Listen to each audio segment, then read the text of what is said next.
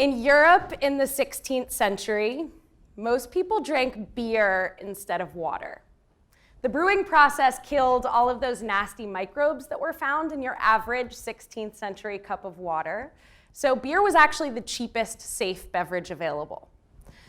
When coffee and tea became widely and cheaply available in Europe, thanks to the opening of trade routes with Latin America and East Asia in the 17th century, they offered a new safe alternative to water. And the subsequent transition from drinking mostly alcohol to drinking mostly caffeine coincided with the most technologically productive period in the continent's history, the Industrial Revolution. I love this correlation because it illustrates everything that I love about history. History pushes us to be curious about cause and effect.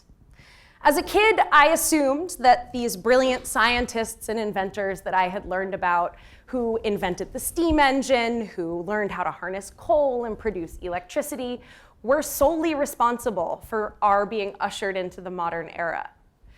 But studying history, real history, messy history, shows a very different story, where the Industrial Revolution was dependent not only on these brilliant inventors and scientists, but also on Europe's transition from being permanently drunk to permanently caffeinated. History shows us how small changes in the way that we live our lives can trigger massive societal transformation.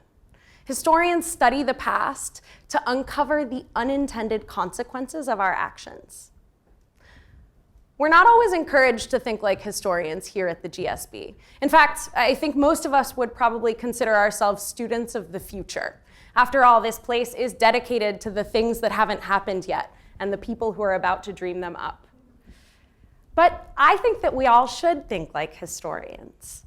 See, I think that Silicon Valley needs to learn how to think like historians. Here, we only consider the past for long enough to figure out how to disrupt it. We're not often preoccupied with unintended consequences. And so many of the innovations that we've built are actually causing bigger problems than the ones that they set out to solve in the first place. To better understand the impact of our innovation, we need a better framework for mapping out cause and effect. We need to understand the impacts of our actions. For example, the National Safety Council realized that car accidents increased by 12.3% over a 5-year period due to an increase in distracted driving, which is really just a euphemism for not being able to put your smartphone down. Or traffic congestion in San Francisco. It's gotten worse, right? It's increased by 60% over the last 10 years, and more than half of that is attributed to Uber and Lyft. And Airbnb is accused of decreasing long-term housing stock in cities that are already facing housing shortages and affordability issues. So how can we learn to think like historians here in Silicon Valley to minimize risk and to mitigate some of this damage? Well, thinking like a historian means looking closely at what we're leaving behind, first of all. Historians spend a lot of time digging through primary source records and artifacts, which can be broadly classified into two different categories: trash and triumph.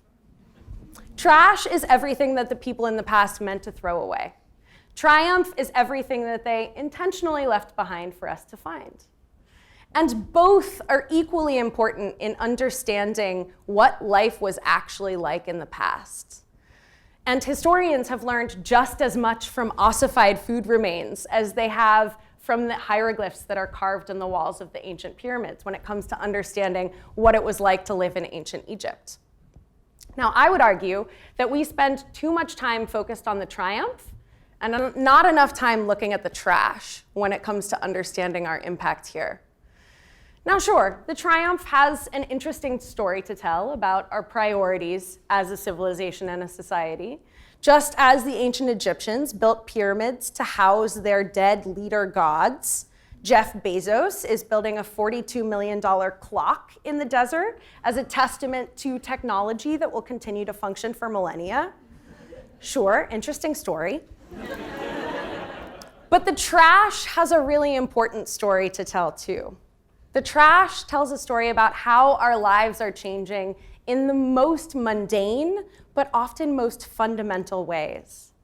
Historians have learned so much about who was trading with whom by studying discarded pottery shards and tracking them through ancient trash dumps. And we too can learn about the behaviors and patterns that our innovations are encouraging by studying the things that people did not intend to leave behind. What does the refuse in a rideshare driver's trunk say about the amount of time that he has to spend in his car? What do the deleted direct messages in a teenage girl's Instagram account say about the experience of being a young woman online? In addition to looking at what we're leaving behind, we also have to understand whom we're leaving out. We need to ask questions about whose voices are missing from the stories that we hear of our impact. Historians know all too well that there is no such thing as a reliable narrator. Everybody's explanation of the fact is tinged by their own unique perspective.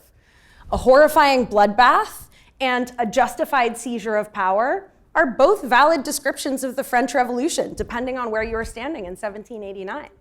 The historian's job is to piece together these multiple perspectives to get a comprehensive view of what happened and why.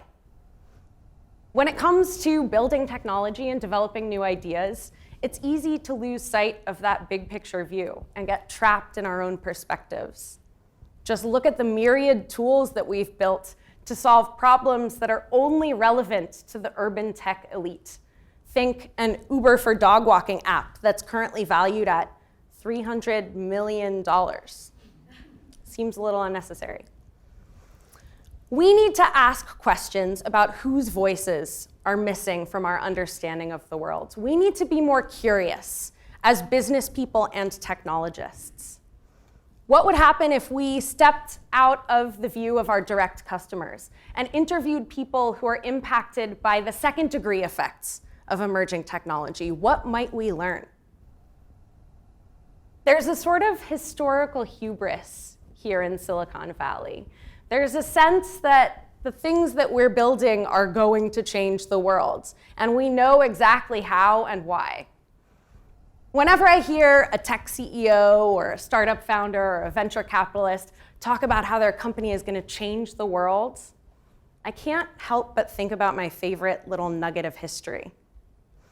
See, the introduction of caffeine to the European populace may have helped to spur the Industrial Revolution. But there's no way that any conquistador or merchant could have possibly known that as they carted bushels of tea leaves and coffee beans across oceans and deserts. The introduction of new goods to the European market could have very easily pushed history in a different direction. Highly relevant to today, the bubonic plague, which killed every third European in the middle of the 14th century, was also a side effect of open trade. Small changes can trigger destruction just as easily as they trigger transformation and innovation. We need to better understand our impact, and the questions that historians ask to study the past can help us do this. Isaac Asimov once said that great science fiction writers don't imagine the car, they imagine the traffic. I sure wish that Uber had imagined the traffic when they built their app. We all need to get better at imagining and fixing the traffic that our innovations build. And the study of history can help us ask the right questions so that we're building a future that we all actually want to live in. Thank you.